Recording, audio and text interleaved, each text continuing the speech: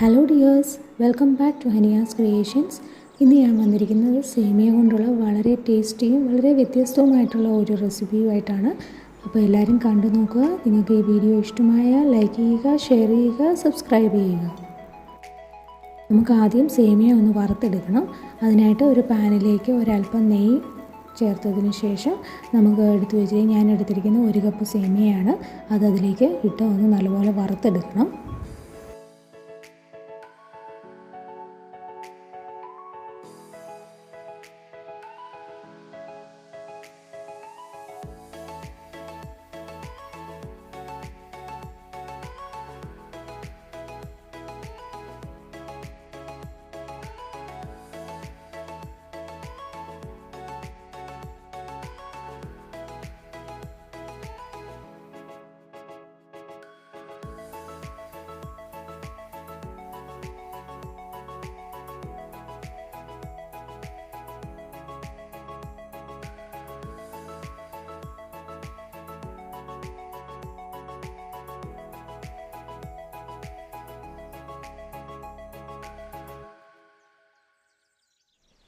ഈ വറുത്ത് വെച്ചിരിക്കുന്ന സേമിയ നമുക്കിനി ഒന്ന് വേവിച്ചെടുക്കണം. അതിന് വേണ്ടിയിട്ട് ഒരു 2 കപ്പ് വെള്ളം ഒരു പാത്രത്തിൽ വെച്ച് തിള വരുമ്പോഴത്തേനും അതിലേക്ക് നമ്മൾ വറുത്ത് വെച്ചിരിക്കുന്ന സേമിയയും കൂടി ഇട്ട് നല്ലപോലെ ഒന്ന് തിളപ്പിച്ചെടുക്കുക.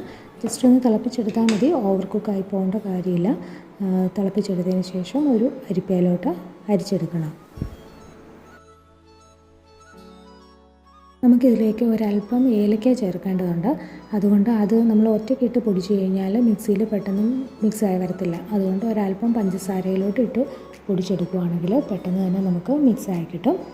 അതിനുശേഷം ഒരു പാത്രത്തിലോട്ട് അല്പം നെയ്യ് ഒഴിച്ച് ഒരല്പം കാഷ്യൂനട്ടും കിസ്മിസും നമുക്ക് വറുത്തെടുക്കാം. ആദ്യം കാഷ്യൂനട്ട് ഇടുക. ഒരു ഇളം ബ്രൗൺ കളർ ആകുമ്പോഴത്തേനും കിസ്മിസും കൂടി ഇട്ട് നല്ലപോലെ വഴറ്റിയെടുക്കണം.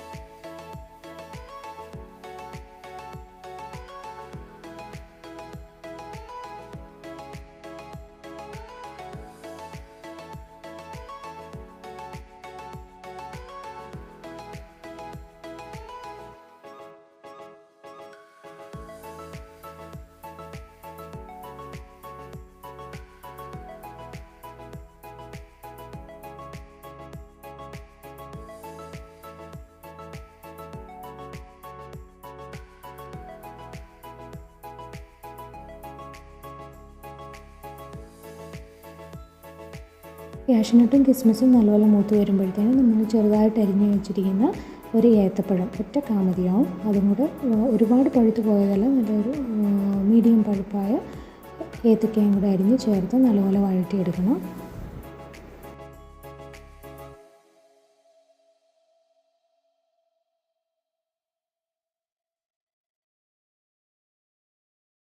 ഏത്തപ്പഴം ഒന്ന് വഴണ്ട് വന്നു കഴിയുമ്പോൾ ഒരു 1/2 കപ്പ് തേങ്ങ ചിരകിയതും കൂടി ചേർത്ത് നല്ലപോലെ മിക്സ് ചെയ്യുക. ഇതിൻ്റെ കൂടെ നമ്മൾ പഞ്ചസാര പൊടിച്ച് വെച്ചിട്ടുണ്ടായിരുന്നല്ലോ, ഏലക്ക ഇട്ടിട്ട്, അതും ചേർത്ത് കൊടുക്കണം. പിന്നെ ആവശ്യത്തിനുള്ള മധുരവും കൂടെ ചേർത്ത് നല്ലപോലെ മിക്സ് ചെയ്തെടുക്കുക.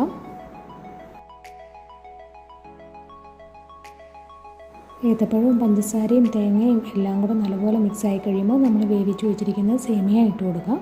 അത് ആദ്യം ഇങ്ങനെ കൈകൊണ്ടൊന്ന് ഉടച്ചതിന് ശേഷം ഇട്ട് കൊടുക്കാം. എന്നിട്ട് നല്ലതുപോലെ മിക്സ് ചെയ്തെടുക്കണം.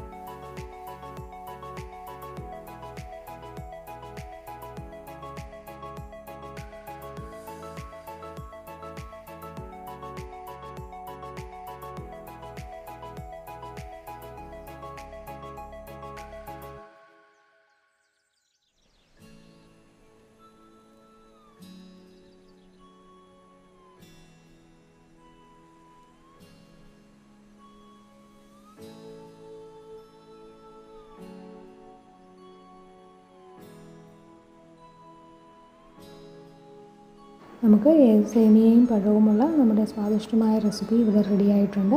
എല്ലാവരും ട്രൈ ചെയ്ത് നോക്കണം. ഒരു നല്ലൊരു